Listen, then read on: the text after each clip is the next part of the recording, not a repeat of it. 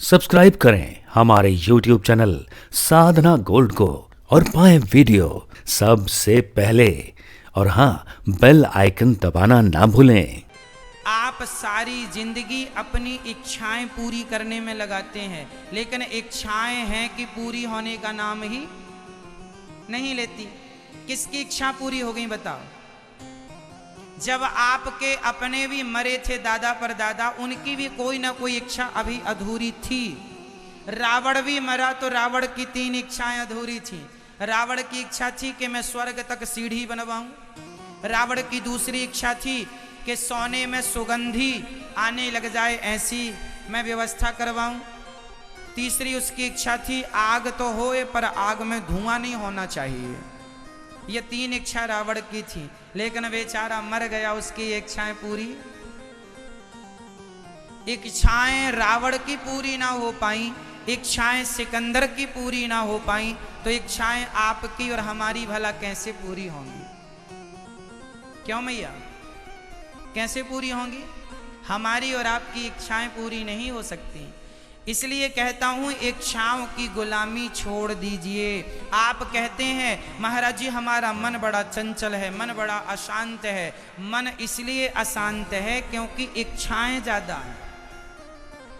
आप लोग ये देखते हैं कि हमारा पड़ोसी धनवान हो गया, आपने कभी ये नहीं देखा कि आपको ईश्वर ने जितना दे रखा है उतना तो लोगों ने सपने में भी नहीं सोचा जितना ईश्वर ने आपको दे रखा।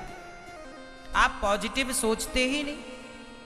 आप ये एक आदमी मेरे पास आया और बोला महाराज जी मेरा पड़ोसी 10,000 के जूते पहनता है। आप ये देखते हैं कि आपका पड़ोसी 10,000 के जूते पहनता है। हमने कहा ये मत देखो कि कौन 10,000 के जूते पहनता है, अरे उन लोगों को देख लो जिनके पास जूते पहनने के लिए पाँव ही नहीं है। उनसे तो आप अच्छे हैं कि कम से कम जूते चप्पल पहनने को ईश्वर ने पाँव तो दिए हैं। आप ये तो देखते हैं कि उसने 10,000 के जूते पहने हैं। अरे उनको भी देखा करो जिनके पास पाँव ही नहीं है जूते पहनने के लिए। तो आप उनसे अच्छे हैं जिनके पास पाँव नहीं। लेकिन आप देखते किसको हैं? अरे उसने तो अपने 50 लाख की गाड़ी खरीद ली। अरे उसको मत देखो जो 50 लाख की गाड़ी खरीद ले।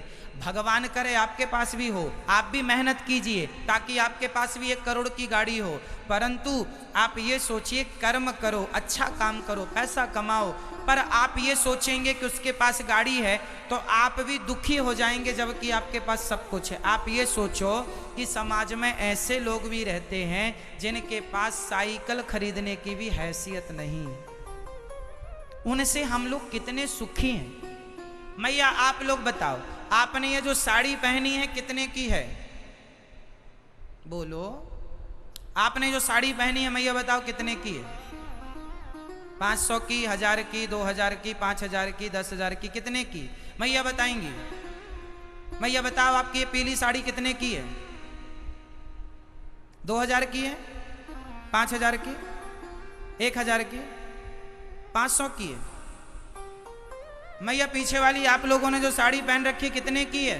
किसी की 500 की है, किसी की 200 की है, किसी की 1000 की होगी, किसी की 5000 की भी साड़ी हो सकती है।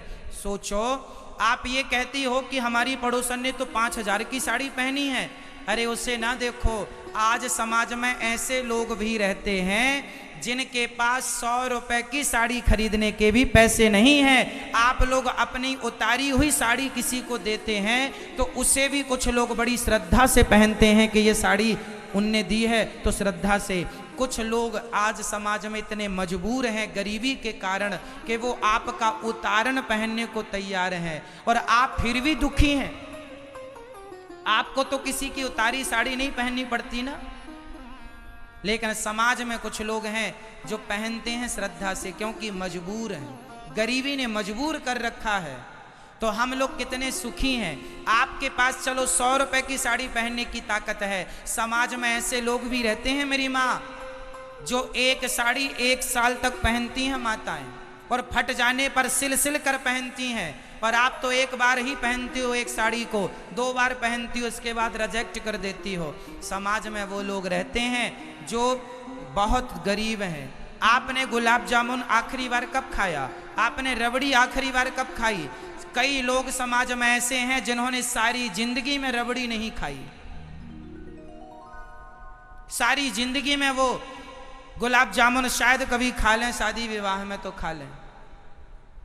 समाज में ऐसे लोग हैं, वो भी हंसते हैं, वो भी सुखी हैं। आप लोग जबरदस्ती रो रहे हैं, हे महाराज हम बड़े दुखी हैं, बड़े इतना दिया है मालिक ने, फिर भी तुम रोगे तो विधाता क्या करे? आप इसलिए रो रहे हैं क्योंकि आपकी इच्छाएं बहुत सारी हैं, उन इच्छाओं की पूर्ति करने में आप लगे हैं, तो इच्छाएं कभी पूरी नहीं होंगी, ये इच्छाओं से आप ही पूरी हो जाएंगे।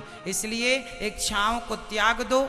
जितना ईश्वर ने दिया है बहुत दिया है, जो मिला है उसे बहुत मानकर ईश्वर का धन्यवाद देना चाहिए। जो मेरे पास है ईश्वर ने मुझे मेरी औकात से, बोलो, ईश्वर ने मुझे जितना दिया है वो मेरी औकात से, जोर से, ईश्वर ने मुझे जितना दिया है वो मेरी औकात से ज्यादा है। तो ईश्वर का थैंक यू, ईश्वर का धन्यवाद करना है। शिकायत नहीं कि भगवान तुमने क्या दिया, अरे जितना दिया है उतना कम नहीं है।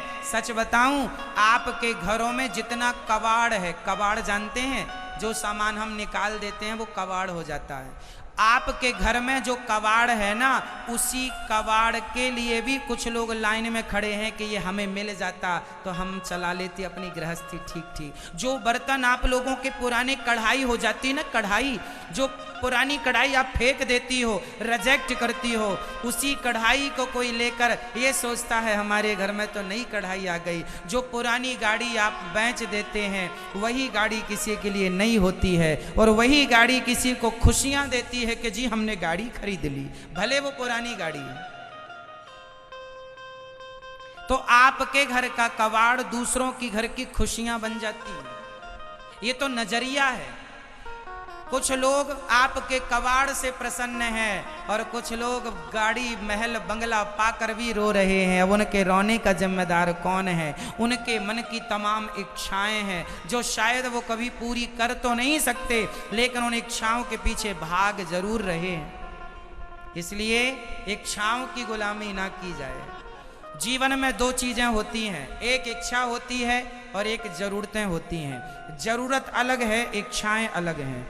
आप बताइए जरूरत क्या होती है?